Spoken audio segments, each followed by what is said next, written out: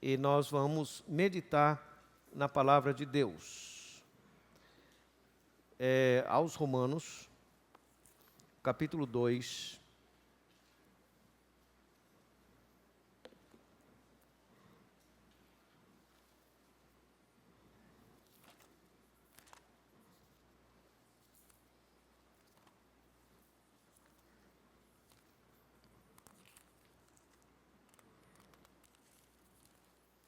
Vamos ler a partir do versículo 17.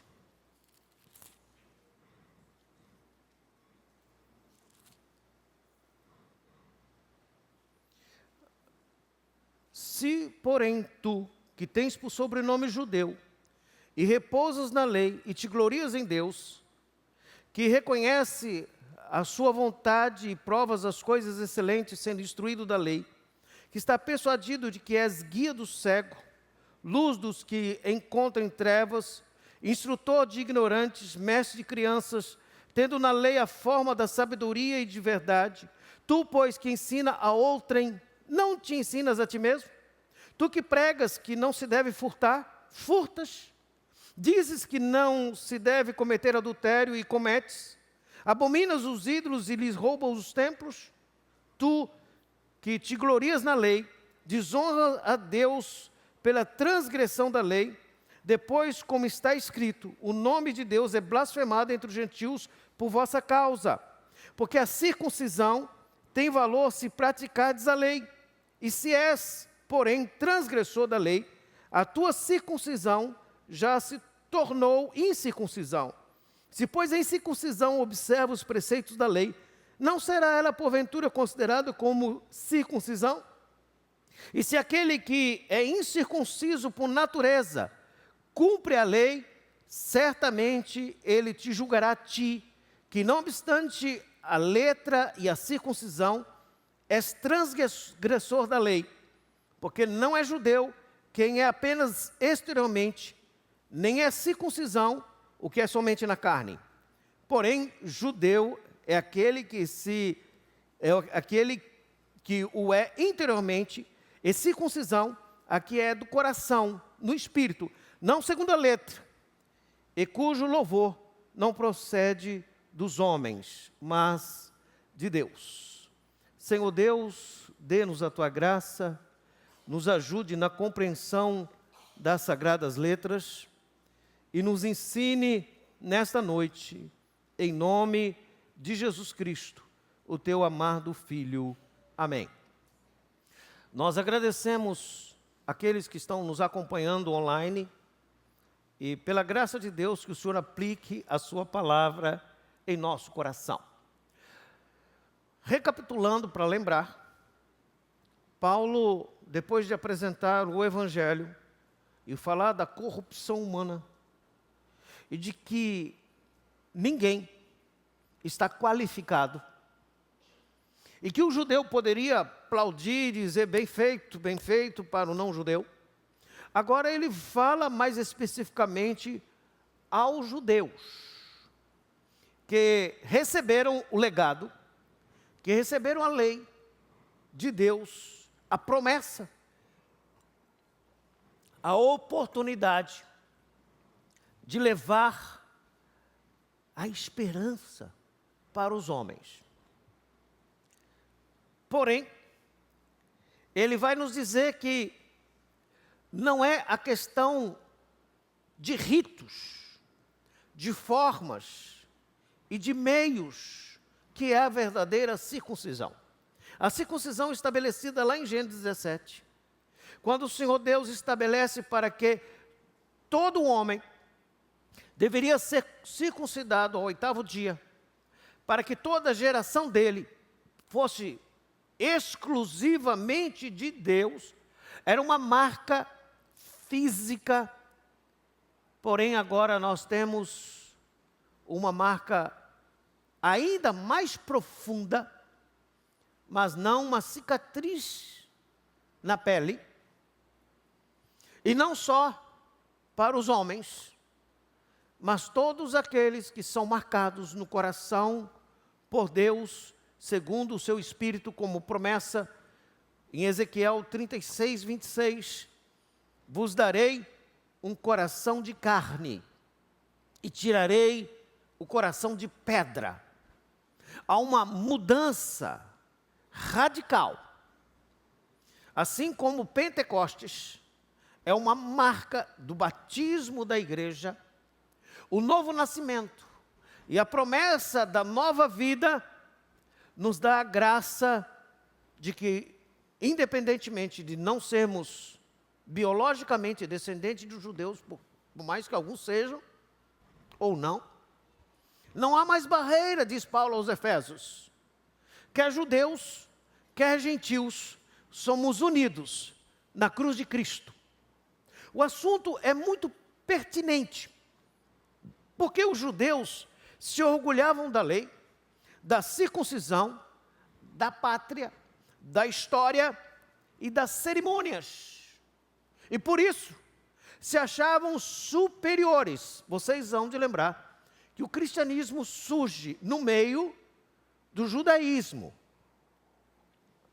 Foram perseguidos primeiramente pelos judeus. Porque os judeus não imaginavam, eles tinham certeza que por causa dos ritos, por causa da lei cerimonial, eles eram superiores.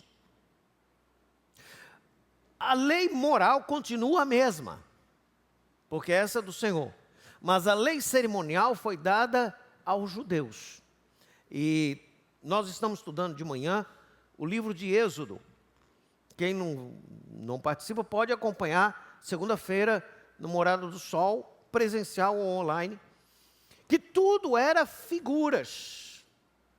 O tabernáculo, maravilhoso tabernáculo no deserto, construído de forma tão impressionante, numa arquitetura sem prego, sem cola, mas que resistia ao impropério do deserto, aos momentos mais difíceis.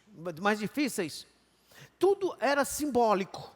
Olhando por fora, parecia apenas uma cobertura, mas por dentro era tecido de linho finíssimo, com desenhos angelicais, tendo lá dentro a arca, que só o sumo sacerdote entrava uma vez, e dentro da arca a lei de Deus, para vida ou morte.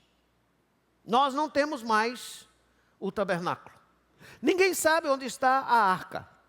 Há pelo menos uns 5 grupos que diz que eles têm a arca guardada. Mas mesmo que tenham, a arca era simbólica. Na verdade, quando Cristo Jesus ressuscitou, o véu rasgou de alto a baixo.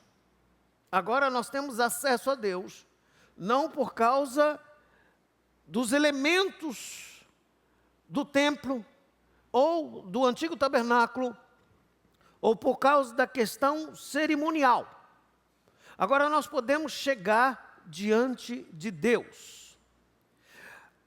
A superioridade religiosa judaica, e aí, meus irmãos, isso a gente tem que falar bem devagar, porque hoje é muito comum no meio evangélico fazer uma mistura com o judaísmo. Lembro-me de um irmão que ligou para dizer como deveria ser a pronúncia correta de Jesus. Porque se a gente errasse a pronúncia hebraica, não tinha poder. Bom, o poder não está na pronúncia, está na pessoa de Jesus. E cada grupo, e cada etnia, atribui. Exemplo aqui tem hoje Saterê. Deus é Tupana. E faz todo sentido para o Saterê. Porque Tupana, na língua Saterê-Maué, ele é soberano, ele é criador, ele é sustentador, ele é provedor, ele é salvador. Não é o nome, é o caráter. Mas em algumas línguas, Tupana não encaixa. Porque em algumas línguas, Tupana pode ser amoral. Então não é o nome, até porque o nome da pronúncia correta sobre Deus se perdeu. E o Senhor fez assim, para que nós pudéssemos chegar diante de Deus, Não porque temos um sobrenome de judeu, como está escrito no versículo 17. Não porque repousa sobre nós a lei e nós não deveríamos gloriar-se disto. Mas aí alguém pode dizer, ora, mas os judeus têm os privilégios. É um país tão pequeno e tão abençoado. É verdade, mas eles precisam de Jesus. Não serão salvos por causa da descendência sanguínea, pois repousa sobre eles todos esses benefícios, mas a religiosidade havia tornado um colchão de orgulho espiritual. E aí precisamos aplicar, porque não só os judeus. É muito comum uma certa disputa religiosa para saber qual religião é melhor.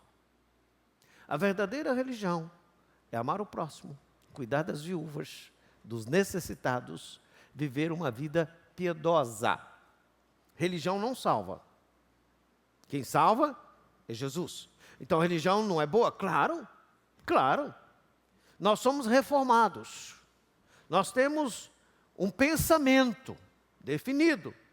Nós não ficamos aqui ofendendo outros que pensam diferente. Discordamos de algumas coisas, mas oramos por eles. Que o Senhor abençoe, que o Senhor tenha misericórdia. Porque a salvação não vem por causa da minha linha de pensamento. Ela vem porque Cristo Jesus é suficiente. Esta é a nossa esperança. Nós temos escola bíblica dominical para aprendermos um pouco mais sobre a doutrina. E isso é importante. E nós crescemos. Porém, o apóstolo Paulo vai dizer no versículo 21, que eles falavam uma coisa e faziam outra. Veja que ele diz o seguinte, que aqueles que, no versículo 21, ensinavam uma coisa, mas não praticavam. Não é o que eu digo, é o que eu vivo. Você pode convencer alguém pela fala, mas as pessoas são transformadas pelo testemunho. Não é só falar, é preciso viver. E esse sistema arcaico, que tinha tanta argumentação e tantas coisas para falar, tinha pouca vida. E era preciso viver intensamente. E o nome de Deus era blasfemado entre os gentios, porque os judeus falavam uma coisa e faziam outra. Hoje também, infelizmente, no meio religioso evangélico, quer seja esta ou aquela denominação, ou esta ou aquela linha, tem um bocado de evangélicos que dá mau testemunho. E aí todos são vistos como alguém envolvido em tantas coisas. Calvino afirmou que os ritos e sacramentos sem a fé viva e o real arrependimento é idolatria. Ou seja, é possível que alguém seja idólatra por ser presbiteriano. Alto nível. Como se fôssemos superiores a todos os homens. É uma bênção. E nós gostamos de ser presbiterianos. Nós gostamos das Sagradas Escrituras. Nós amamos o estudo da Palavra de Deus. Mas ninguém vai ser salvo por causa da placa. Porque nós vamos ser salvos pelo sangue do Cordeiro. Por Cristo Jesus. É bom ter uma boa doutrina. Mas nós não podemos ter nenhuma soberba. De acharmos que somos cristãos de primeira classe. E quem não estiver nessa igreja está na classe de baixo. Não existe isso.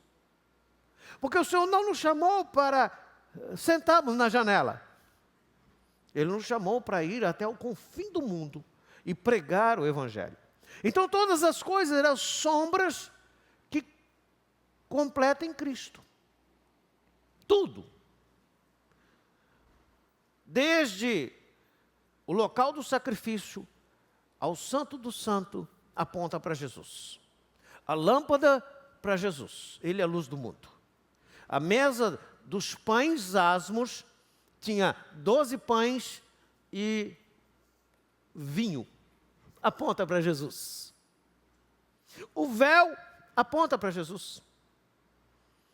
O propiciatório aponta para Jesus. O sacrifício aponta para Jesus. O cordeiro aponta para Jesus. O sacerdote aponta para Jesus. Tudo aponta para Jesus. Então nós olhamos as sombras. E é um risco começar a adorar as sombras. Mas as sombras nos apontam. E a circuncisão era um sinal de aliança. E Paulo diz que a circuncisão, na verdade, é proveitosa se guardar a lei. Se não guardar a lei, não tinha muita validade. Porque se você tropeçar em um mandamento, tropeçou em todo. E aqueles que guardam a lei, mas não eram circuncidados, então era como se fosse. A validade não era a circuncisão só. Em Cristo Jesus, a circuncisão, que era um sinal da aliança, Paulo argumenta que quebrar a lei, apesar de ser circunciso, era como se não fosse circunciso. Então, qual é a verdadeira circuncisão? Versículo 28 e 29. Não é exterior, na carne, é interior, no coração, de um coração cujo louvor não procede dos homens, mas de Deus. E aqui é como Paulo fizesse um trocadilho. Louvor, a palavra original, leva ao mesmo pensamento da palavra louvor no hebraico, que é Judá. E ele está falando para o judeu. É como se ele estivesse falando assim: você que é judeu, ou seja, o seu nome é louvor, entenda que o louvor não é a questão de que procede do homem, mas é a Deus. Então seja um verdadeiro judeu diante de Deus, em um coração quebrantado diante do Senhor. Moisés, no Deuteronômio capítulo 10, versículo 16, ele diz o seguinte: circuncidai, pois, o prepúcio do vosso coração, e não endureceis a vossa cerviz. Jeremias também disse o incircunciso de coração. E há uma promessa em Deuteronômio capítulo 30, versículo 6, o Senhor teu Deus circuncidará o teu coração para amares ao Senhor teu Deus de todo o teu coração. A verdadeira circuncisão é interna, não é externa. Não é uma cicatriz no corpo, é uma mudança de dentro para fora. E não um risco apenas. Esta é a promessa do Senhor. Então, o que é a verdadeira circuncisão, segundo Paulo? No capítulo 2, versículos 28 e 29, Paulo, então, vai falar sobre o verdadeiro louvor. E ele nos dá 3 marcas características da verdadeira circuncisão. E eu quero ler com você Filipenses, capítulo 3, versículo 3, para que nós possamos correlacionar, que está escrito aos Filipenses, capítulo 3, versículo 3, acompanhe comigo, que diz o seguinte: porque nós é que somos a circuncisão, nós que adoramos a Deus no Espírito, e nos gloriamos em Cristo Jesus, e não confiamos na carne. Então ele diz que a verdadeira circuncisão é um culto em adoração, não baseado em ritos mecânicos e frios, mas alguém guiado pelo Espírito Santo. Segundo, ele diz que a verdadeira circuncisão é o centro absoluto da fé em Cristo, a pregação e a esperança na pessoa bendita de Jesus e na obra da salvação. Portanto, não sobra nenhuma confiança para a própria carne. Aos Colossenses, no capítulo 2, no versículo 11, ainda está escrito: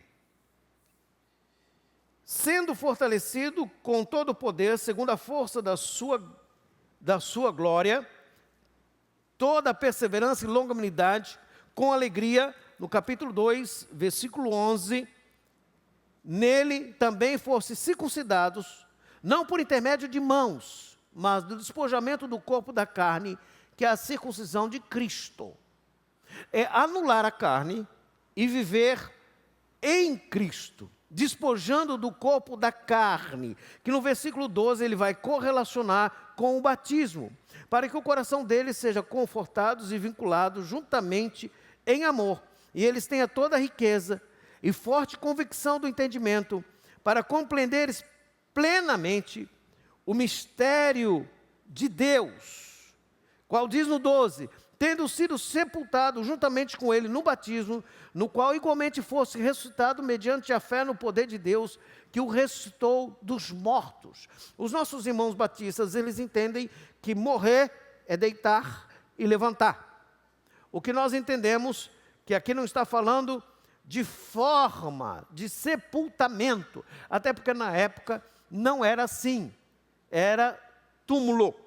O que ele está dizendo é que nós morremos para nós mesmos, e agora nós nascemos em Cristo, e que o batismo ficou no lugar da circuncisão. Assim como os judeus eram circuncidados com o oitavo dia, nós batizamos os filhos dos crentes, porque eles fazem parte da aliança. Os nossos filhos pertencem ao Senhor.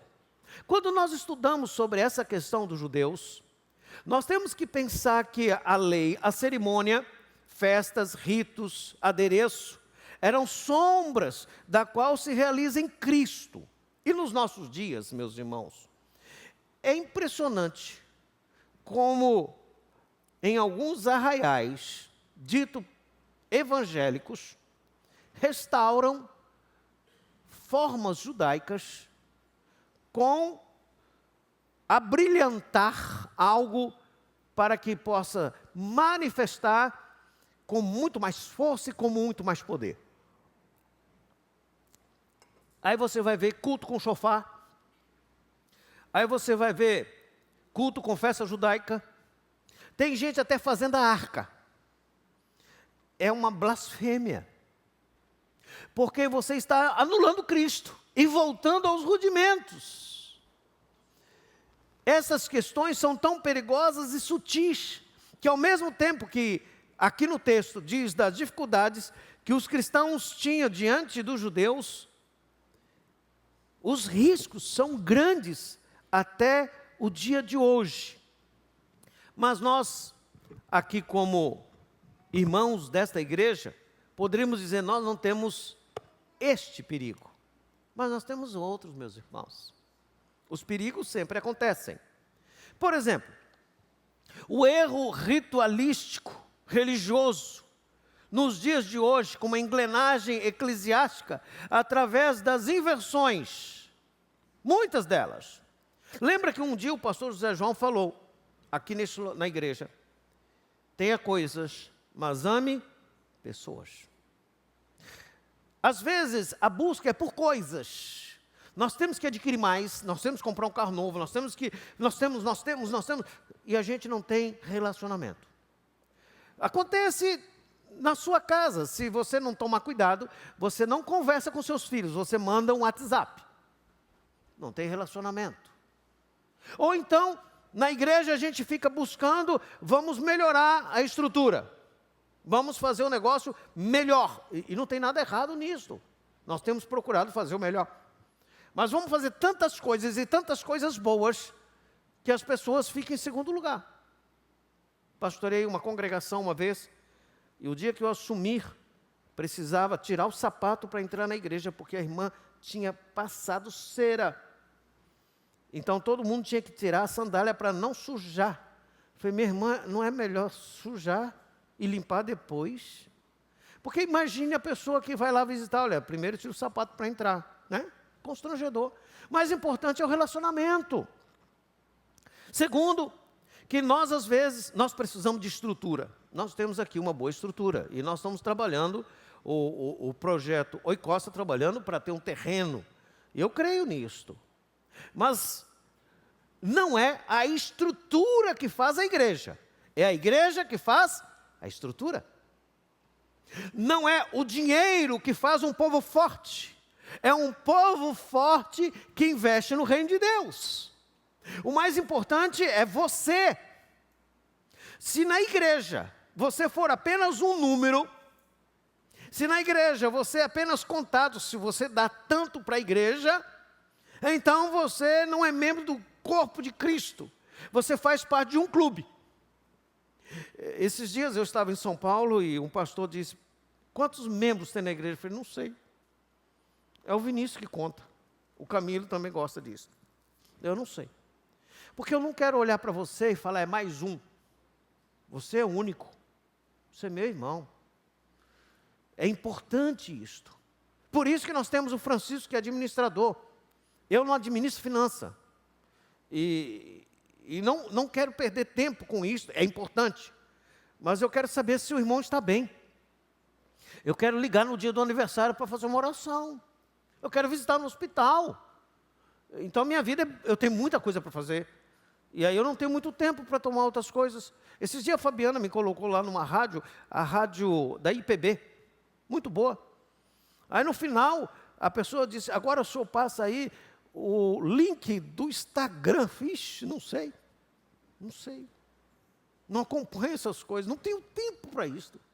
Se eu ficar todo dia vendo todos os links que chegam, eu não vou trabalhar, não vou ler a Bíblia. Cada um tem suas prioridades. E eu posso fazer isso. Porque eu já estou idoso, as pessoas vão ter paciência comigo, mas eu vou cuidar de gente. Tem tantas coisas para resolver. Tem a pôr amor, tem pagamento todos os dias. Gente viajando, mas cada um resolve uma coisa, para que a gente possa cuidar de gente. Nós não podemos trocar a prioridade, assim como os judeus trocaram, todos os ritos, por um orgulho. A gente não está buscando ser a igreja mais relevante, mais aplaudida da cidade. Na verdade, essa igreja é bem escondida. Aliás, não tem cara de igreja, esse aqui é um sindicato. E a nossa sinalização é ruim. E o GPS dá no lugar errado. E a nossa placa na frente fica atrás da árvore. Só encontra se for predestinado. Mas graças a Deus. Mas aqui dentro, você tem que se sentir em casa, amado, querido, respeitado, e ouvir a palavra de Deus. É isso que nós buscamos. É nessa simplicidade de não ser aplaudido, mas de buscar ao Senhor. Então nós temos que ter estrutura, mas a estrutura tem que ser para servir os irmãos, e não os irmãos para servir a estrutura. Porque senão vira um gigantismo estrutural, que todo mundo corre atrás da estrutura. A estrutura é o andaime, não é o edifício. É o organismo, não é a mecânica. É o limite, não a burocracia. E aí eu preciso caminhar por causa do horário. Meus irmãos, em suma, sabe o que é importante? Cristo é suficiente. É suficiente. Os elementos do templo antigo, ou a performance mística, não nos aproxima de Deus. O véu foi rasgado, nós temos acesso ao Senhor e precisamos rejeitar todo o legalismo e toda a performance para termos uma verdadeira marca cristã. E aí eu quero contar uma história que eu ouvi de Ronaldo. Ellen Roosevelt, 1964, no Congo. Foi trabalhar, foi servir como missionária irlandesa. Quando houve uma guerra, ela foi capturada. E foi uma noite terrível, ela escreveu. Espancada, machucada, atormentada, aterrorizada, indivisivelmente sozinha, senti-me finalmente que Deus havia falhado comigo. Certamente ele poderia ter entrado mais cedo. Certamente as coisas não precisavam ter ido tão longe. E eu havia alcançado o que parecia ser a profundidade máxima do desespero, sendo abusada. No auge do desespero e da solidão, sentindo abandonada por Deus, ela relatou ter ouvido a voz do Senhor, lembrando ela que o sofrimento faz parte do privilégio de ser missionário. E que o ataque, na verdade, não era contra ela, era contra o próprio Deus. E na escuridão, ela experimentou o conforto do amor de Deus, indescritível, suficiente. Em 66 a 73, ela foi para a Irlanda e pediram para ela nunca mais volte ao Congo. E ela decidiu voltar para a reconstrução do hospital em Nebudongo, ou Nebubongo, fundou uma faculdade de medicina de enfermagem no mesmo solo onde ela foi violentada. E cuidou de muitas mulheres violentadas. E ela disse, o retorno era a prova prática de abrir mão da segurança, mas servir a Deus a qualquer preço. Permaneceu até 73, 20 anos de trabalho. E logo no final da sua vida, ela escreveu uma carta. Em sua carta, Ellen deixou uma das exortações mais duras e necessárias para os cristãos. Ela escreveu, o problema é que você não quer apenas Jesus, você quer Jesus e mais alguma coisa. Você quer Jesus e respeito. Você quer Jesus e popularidade. Você quer Jesus e o sucesso. Você quer Jesus e os aplausos. Você quer Jesus e o reconhecimento. Você quer Jesus, mas também quer ser o primeiro. Quer Jesus, mas também quer ser o melhor. Não, disse Ellen Roosevelt. Não. Jesus é suficiente. Não devemos desejar nada mais do que só Jesus. Quando nós entendemos que Jesus é suficiente, nós entenderemos o que é avivamento. Avivamento não é movimento. Avivamento não é show. Avivamento não é entretenimento. Avivamento não é aplauso, não é like, não é quem te segue. Avivamento é reconhecer que Jesus é suficiente para a sua vida. Porque daqui você não levará uma moeda. Mas se você partir daqui com Jesus, vai pisar em arroz de ouro. O mais importante é Jesus na sua vida, é Jesus na sua família. Ellen aprendeu que o sofrimento fez dela mais forte, mais determinada, que tudo é Jesus na nossa vida. Então, meus irmãos, cuidado. Todos nós devemos ter cuidado, não só com esse movimento judaizante, não só com o misticismo, mas também com o orgulho, de achar que somos melhores do que os outros. Não somos. Somos servos uns dos outros. Quando nós entendemos o que é ser servos uns dos outros, nós entenderemos João capítulo 13, que Jesus antes da ceia, lavou aos pés os discípulos. E ensinou que o degrau mais alto de viver uma liderança em Cristo é servir ao outro. E aqui nós estamos diante do Senhor.